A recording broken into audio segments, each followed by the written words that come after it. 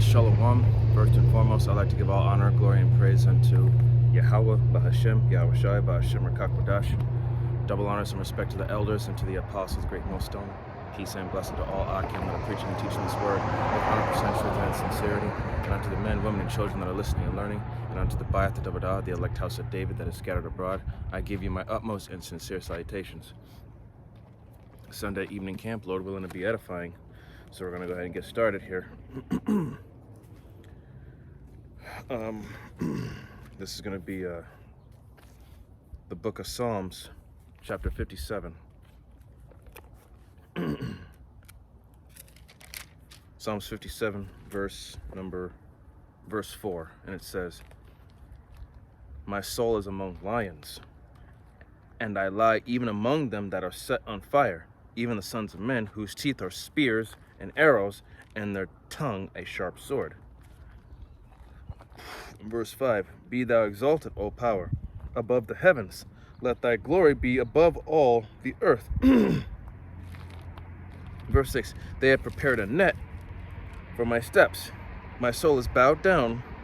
They have digged a pit before me, into the midst whereof they are fallen themselves." Salah. Okay? So we're basically, the righteous are in the lion's den. Okay? We're surrounded by enemies. Those that seek to keep us in this low estate. That seek us to destroy us, to imprison us, persecute us. Okay? We are in the midst of lions. Okay? Lions that seek every day to devour us. Esau, Edom, and the other nations. And even 2/3 of our own people.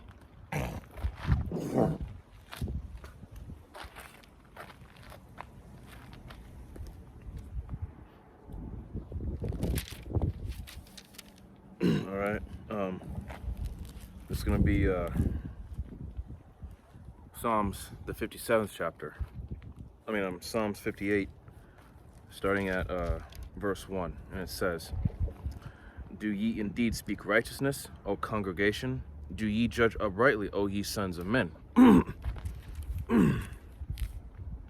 Verse 2, "Yeah, in heart you work wickedness. You weigh the violence of your hands in the earth." Okay? They spread about violence throughout the world, man. Throughout the four corners of the earth. Work iniquity. And the sons of men mean the other heathen nations, but ultimately Esau, Edom. Verse 3, "The wicked are estranged from the womb. They go astray as soon as they are born. They be born speaking lies." Okay? Esau, Edom, the wicked, the so-called white man, white woman, white child, and white infant. Okay? They were spiritually programmed and ordained to be the wicked. Okay? None of them are righteous. I don't care how good they've been to you throughout your life. I don't care if your best friend from childhood was an Edomite. Okay? The Lord is gonna show the horns of all these devils. Okay? He's gonna show you that these are not your friends. They're your enemies. Okay, verse 4. It says, "Their poison is like the poison of a serpent. They are like the deaf adder that stoppeth her ear." Okay? Their poison like the poison of a serpent. Meaning their philosophy and their wicked ways, man. Their philosophy, their pseudoscience, and the way they get down with doing things,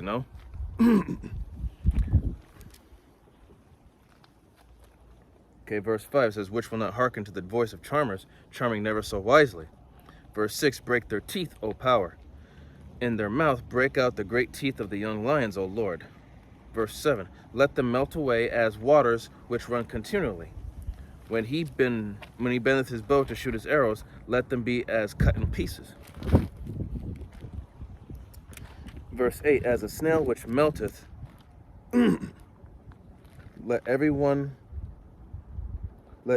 of them pass away, like the untimely birth of a woman, that they may not see the sun." Okay?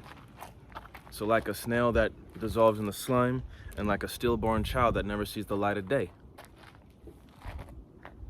Verse 9,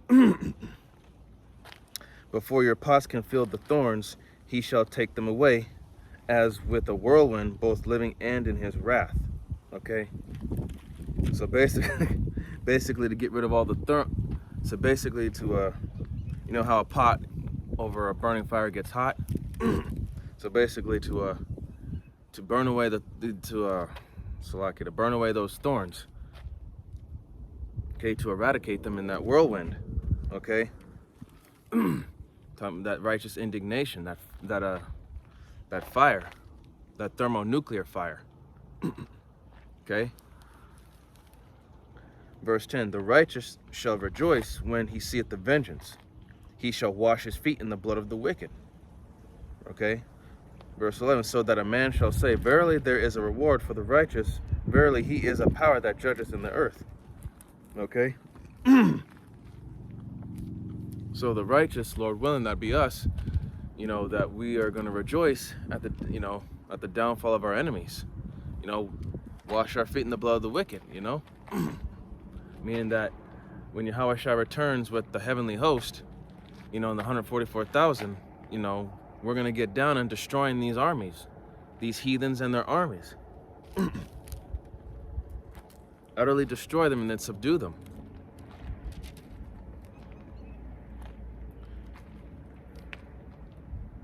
Okay, going to the 37th chapter of the book of Psalms. Psalms 37. Psalms 37 verse 1, and it says, fret not thyself because of evildoers, neither be envious against the workers of iniquity.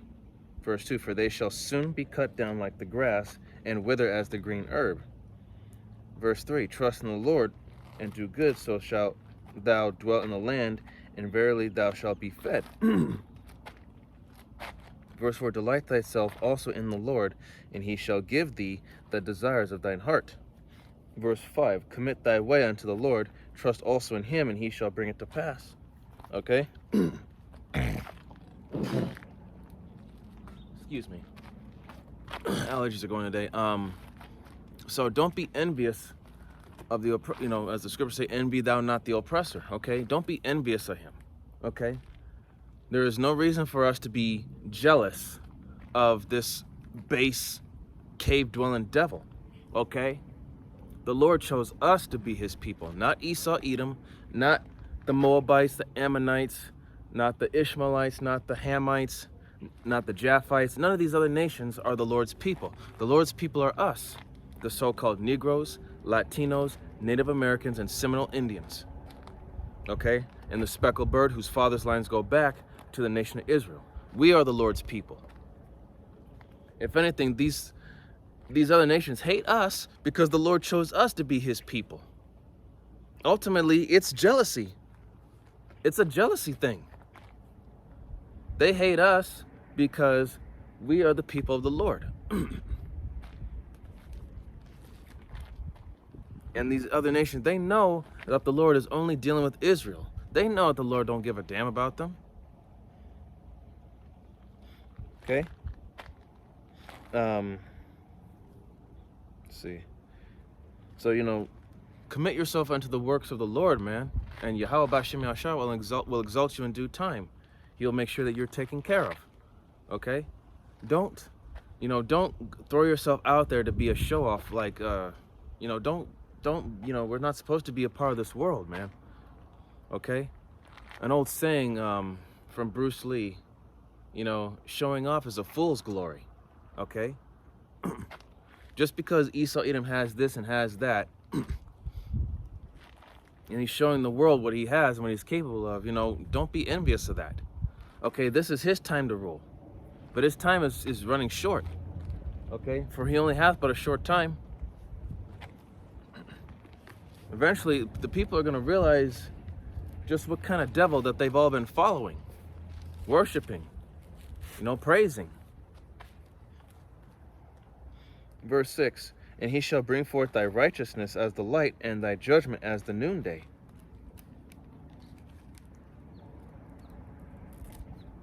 Damn it.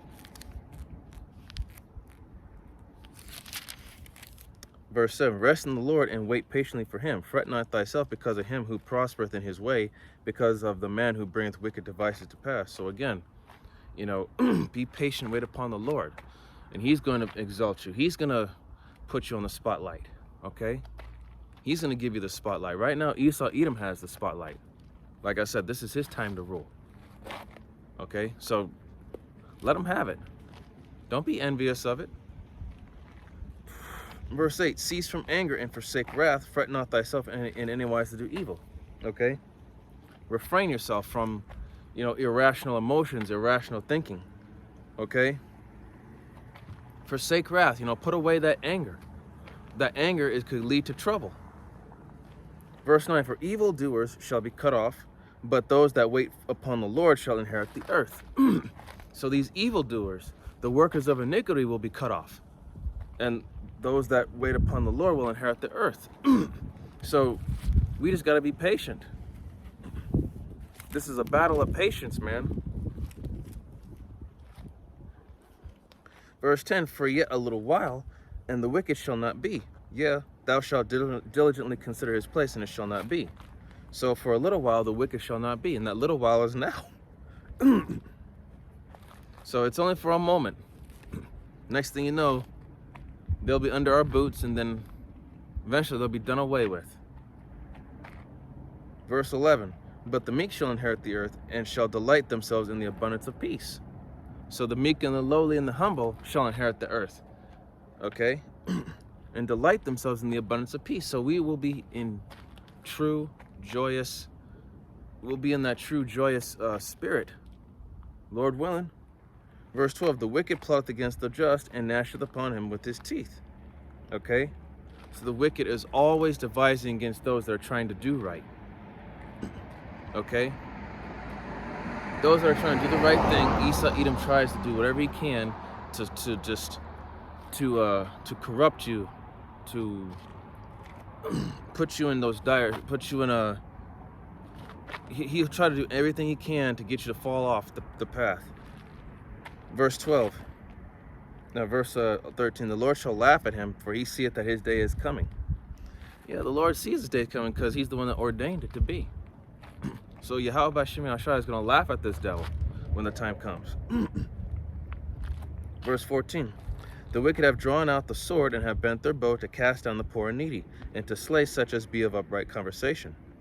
Verse 15, their sword shall enter into their own heart, and their bow shall be broken. So Yahweh Shem Yahshua is going to use Esau Edom's own devices to destroy him.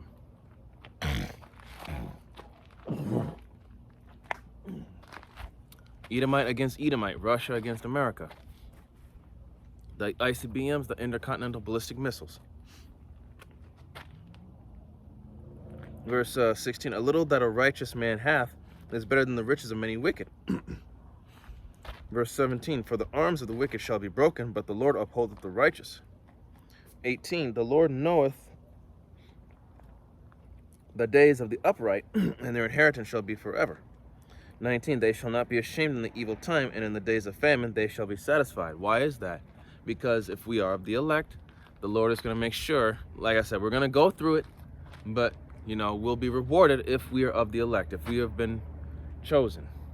We'll be fed, we'll be, you know, hid from the perilous times, and, you know, we're going to watch as these other people are struggling, having to humble themselves severely, to struggle just to get by, survive, trying their damnedest not to get killed. Okay? They're going to be the ones struggling, not us, Lord willing. Verse 20, but the wicked shall perish, and the enemies of the Lord shall be as the fat of lambs. They shall consume into the smoke, shall they consume away. Talking about that fire. You're going to melt away. Okay? 21, the wicked borroweth and payeth not again, but the righteous showeth mercy and giveth. So the wicked, they take and take and take, but never give anything in return. But the righteous show mercy and they giveth. Okay, we giveth freely. Okay. Verse 22, for such as be blessed of him shall inherit the earth, and they that be cursed of him shall be cut off. Verse 23, the steps of a good man are ordered by the Lord, and he delighteth in his way. Verse 24, though he fall, he shall not be utterly cast down, for the Lord upholdeth him with his hand. Okay? So, a righteous man falleth 7 times, right? But but he shall not be utterly cast down, because you can always get back up and bounce back and learn from your mistake and keep it moving. Okay? The Lord will uphold you with his right hand. As long as you have faith in him and you trust in him, he's going to take care of you.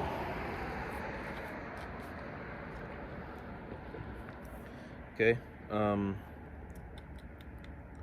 going to Sirach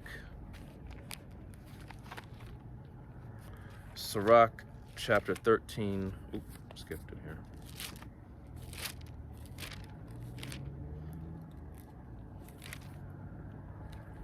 Sirach chapter 13, verse 8. And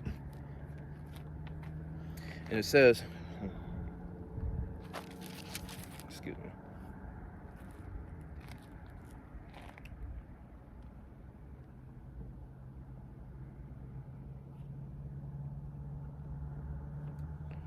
Okay, so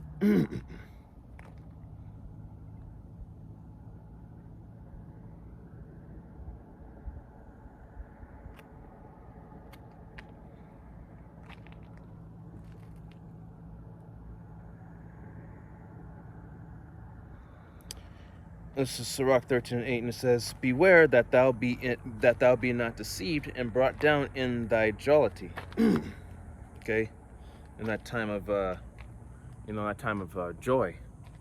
Okay, if thou be invited of a mighty man, withdraw thyself, and so much the more will he invite thee. Okay, so don't be so quick to accept invitations. If someone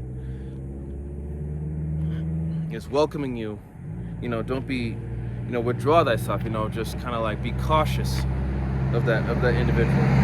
So much the more will he invite thee,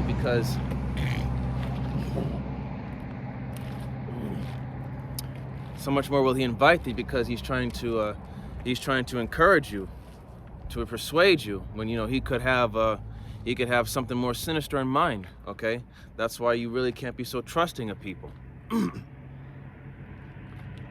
Verse 9, verse 10, and it says, press thou not upon him, lest thou be put back.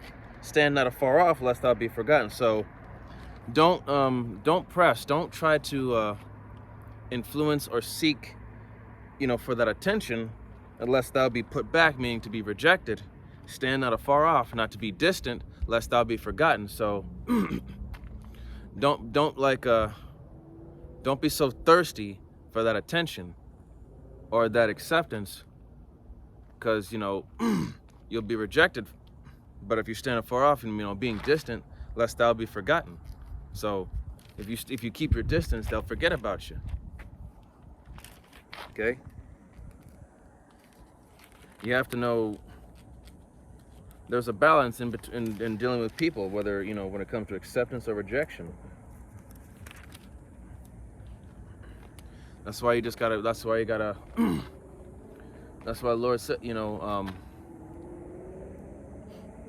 that's part of developing social skills. How to deal with people, and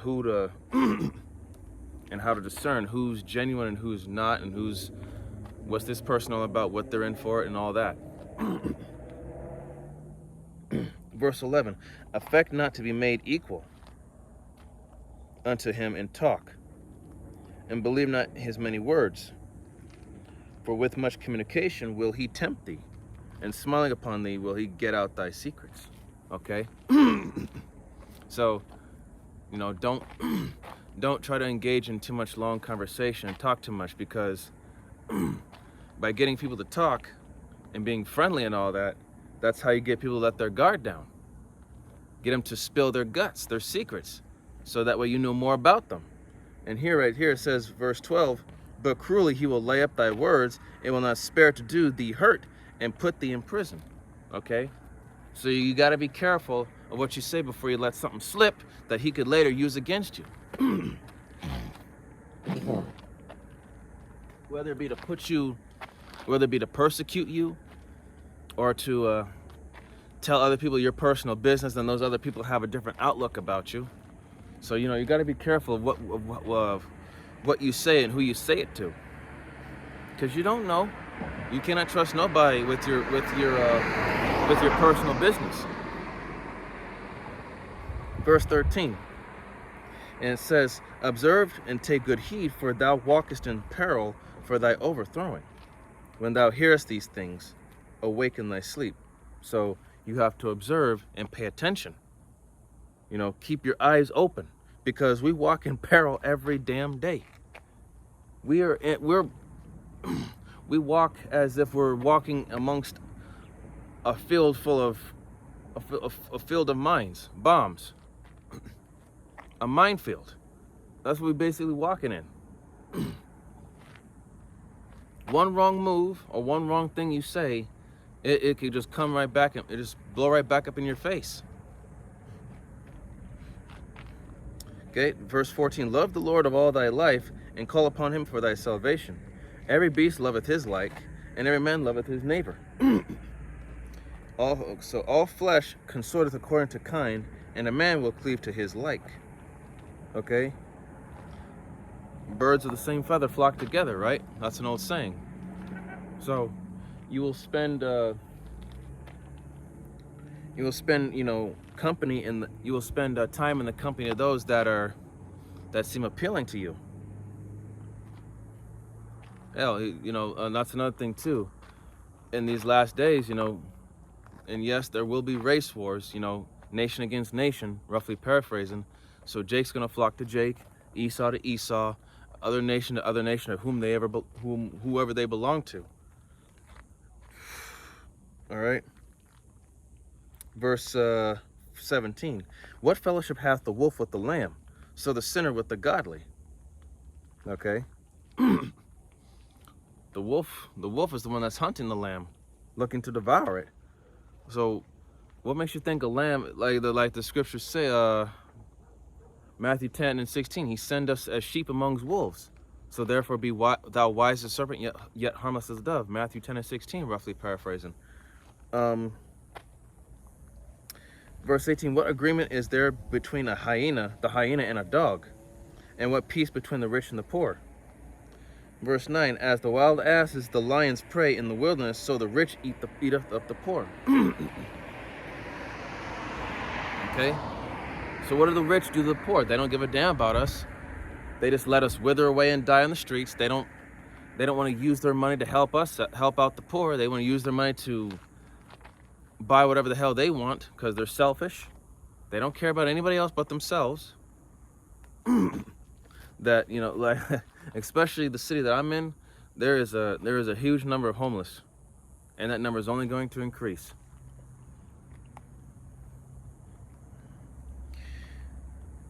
Verse 20, "As the proud hate humility, so doth the rich abhor the poor." Okay? Those who are prideful and arrogant, they see humility as a form of being a little bitch. No. Humility is knowing, what is right rather than who is right. Okay? Humility is concerned with what is right versus arrogance, which is concerned with who is right. Okay? Humility is far more valuable than pride.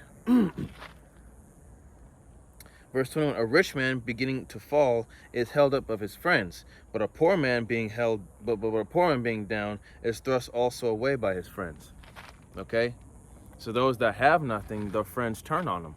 That just goes to show they were never your friends to begin with. Okay? That's how the people are of this world. If you have something of value, people will deal with you. But if you don't have anything, they don't want to have nothing to do with you. Verse 22. It says, when a rich man is fallen, he hath many helpers. He speaketh things not to be spoken, and yet men justify him. The poor man slipped, and yet they rebuked him too. He spake wisely, and could have no place. So even if the poor one is in the right, they'll still stick up for the rich man, the rich and corrupt one. For one, because he has that social status, he has money, and he speaketh lies, which this whole world is covered in lies, and they mistake lies for truth. Verse 23, when a rich man speaketh, every man holdeth his tongue, and look what he saith, they extol it to the clouds. But if the poor man speak, they say, what is this? What fellow is this? And if he stumble, they will help to overthrow him. Okay? So they won't listen to the poor man, but they'll listen to that rich man. Why? Because he has that social status. He has that money. He has the... they see him to be wise because of money, social status, all that. But if it's a poor man who's been through some shit and he's giving you a real life lesson with wise words, they don't want to hear it. 24, riches are good unto him that hath no sin, and poverty is evil in the mouth of the ungodly. Yeah, riches are good to him that hath no sin, if he's wise about it. And poverty is evil in the mouth of the ungodly. So being poor is seen as being evil to the ungodly. Okay? The people that are poor, that are living in poverty, they see us as being filth. Verse 25, the heart of a man changeth his countenance.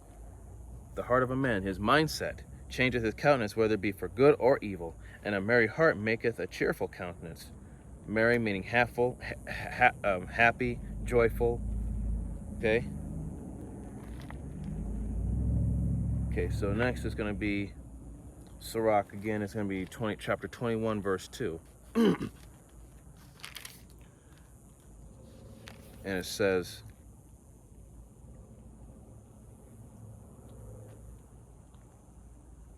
flee from sin as from the face of a serpent, for if thou comest too near it, it will bite thee. The teeth thereof are as the teeth of a lion, slaying the souls of men.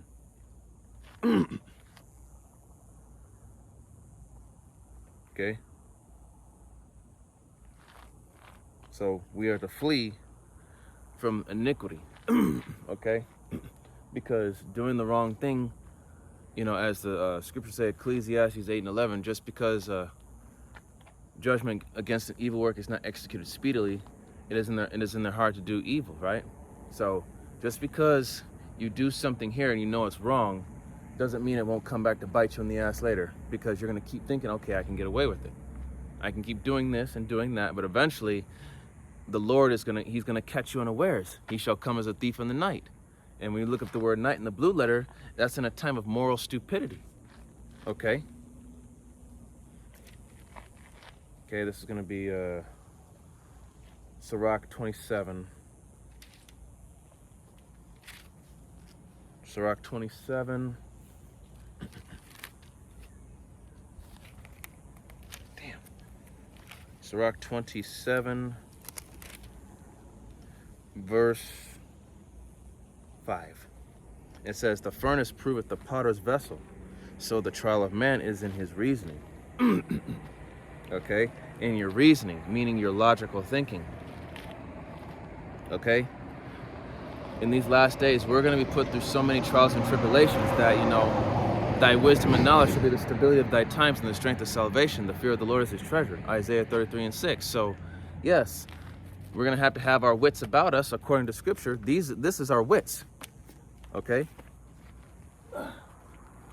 Excuse me there. So, yes, we're going to have to rely on our wits, our wisdom, and ultimately have faith in the Lord that he's going to guide us in the right direction to make the right decision, to keep us from walking into danger or into a trap or dealing with the wrong person. Okay? Verse 6, the fruit declareth if the tree hath been dressed, so is the utterance of a conceit in the heart of man. So, if the tree hath been dressed, you know, been taken care of, been, you know, fertilized, you know, well taken care of, so, and so is the utterance of a conceit. Okay? Conceit, you know, lies, deceit, you know, being delusional. So it says conceit in the heart of man. Okay? Verse 7, praise no man before thou hearest him speak, for this is the trial of man. Okay? So do not So do not give anybody praise before you hear them speak. You know, don't speak good about them before you see how they're going to react or what they're going to say. That's why it's always best to keep quiet at times. Verse 8, if thou followest righteousness, thou shalt obtain her. Who's her? Wisdom. And put her on as a glorious long robe. Verse 9, the birds will resort unto their like, so will truth return unto them that practice in her. Verse 10, as the lion lieth in wait for the prey, so sin for them that work iniquity. Okay? Verse 11, the discourse of a godly man is always with wisdom, but a fool changeth as the moon. As you know, the moon changes with the cycles. How waning, waxing, and then you have the new moon, which is completely no moon in the sky, just dark. And then you have the full moon, which is out in the open, it's there. Okay? A fool changes the countenance like the moon. Okay? Always constantly changing. He doesn't, which that can go into many things. He's a hypocrite. He's very deceitful. He tries many different ways to get you, you know, and he's unstable. Verse 12, if thou be among the indiscreet, observe the time. Why? Because those who are indiscreet are impudent. They have no they're very impudent. They don't let's just say that there are people that you don't want to be around. And you observe the time, which means, you know, be mindful, be careful of who you're dealing with. And it says, but be continually among men of understanding. So be among men of understanding who know better, who know what's right, and don't do stupid shit. Verse 13, the discourse of fools is irksome, and their sport is in the wantonness of sin. Yes, the discourse or the behavior of fools is annoying, it's irksome, it's vexation. And their sport is in the wantonness of sin, the undiscipline of sin, you know. They have no discipline. They want to do dumb shit all the time. Verse 4, the talk of him that sweareth much maketh the hair stand upright, and their brawls make one stop his ears. Verse 15, the strife of the proud is bloodshedding, and their revelings are grievous to the ear. Okay? So, the strife of the proud, you know, the debate, the arguments, the fighting, bloodshed, and the revelings are grievous. Okay? These are the type of people you want to avoid, because they bring about that negative energy. They bring about those demons. Okay? You are who you hang out with. If you don't like this person, then cut them off. Don't deal with them anymore. Okay? Going down to verse 26. Then it says, whoso diggeth a pit shall fall therein, and he that setteth a trap shall be taken therein. Verse 27, he that worketh mischief, it shall fall upon him, and he shall not know whence it cometh. Okay? So like the Lord said, he'll come as a thief in the night during a time of moral stupidity. He'll get you when you least expect it. Okay? 28, mockery and reproach are from the proud, but vengeance as a lion shall wait for them. So, so, you know, the prideful of this land, let them keep mocking and scoffing, because once again, it's gonna come back to bite them in the ass. Pride will cease and humility will increase. Watch how humble that these prideful people are gonna get when this society completely collapses. When they start losing shit. 29, they that rejoice at the fall of the righteous shall be taken in a snare, and anguish shall consume them before they die. Verse 30, malice and wrath, even these are abominations, and the sinful man shall have them both. And that's what's going to happen. These people are going to be, you know, they're going to, malice and wrath, evil and, you know, wrath, you know, vengeance, anger, you know. These are things that are going to, these evil spirits are going to overtake these people, and they're going to start destroying each other. Why? Because they're in a time of tribulation, a time of discomfort, and a time of hardship. Okay, I'm gonna get Deuteronomy. I guess Deuteronomy 32 and 8. Yeah, 32. Deuteronomy 32 and 28, and it says, Deuteronomy 32 and 28 says, "For they are a nation void of counsel, neither is there any understanding in them." And verse 20 says, "Oh, that they were wise, that they understood this, they would consider their latter end." Okay? There is no understanding in Esau, Edom. And if they were wise, they would consider their latter end. Which they don't consider because they're trying to do whatever they can to fight against it and to change it. See? Okay. Just making sure I can be seen. It's getting a little dark, but I'm gonna close out here in a second.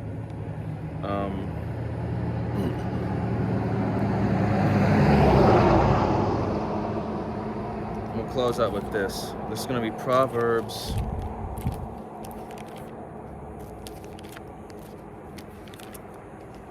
Proverbs chapter 14, verse 7. And it says, "Go from the presence of a foolish man when thou perceivest not in him the lips of knowledge." Okay, like I said before. Don't deal, like if there's someone that's causing you vexation, cut them off. Remove yourself from them. And this is going to be, lastly, 1 Peter. 1 Peter chapter 5, verse 8.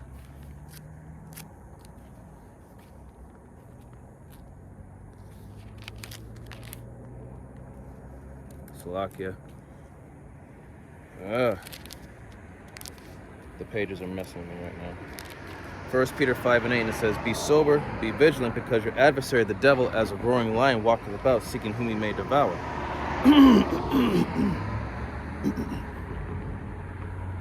Verse 9, "Whom resist steadfast in the faith, knowing that the same afflictions are accomplished in your brethren that are all in the world." So hold on to your faith and don't let go of it, because your fellow Israelite brethren, they're all going through it just like how you're going through it. Yes, we're all in our own individual lot and we're dealing with our own problems, but altogether we're suffering. Okay? Don't forget that. All right, so I'm gonna close out here. I'd like to give all honor, glory, and praise unto Yahweh, Ba'ashem, Yahushai, Ba'ashem, Rakakwadash. Double honors and respect to the elders and to the apostles of Great Millstone. Peace and blessing to all Akim that are preaching and teaching this word with 100% truth and sincerity, and unto the men, women, and children that are listening and learning, and unto the Ba'ath Dawadah, the elect house of David that is scattered abroad. I give you my utmost and sincere salutations. See you in the next lesson, Lord willing. Kwam Yasharala, Wa Abababal, Shalawam, Barakatam.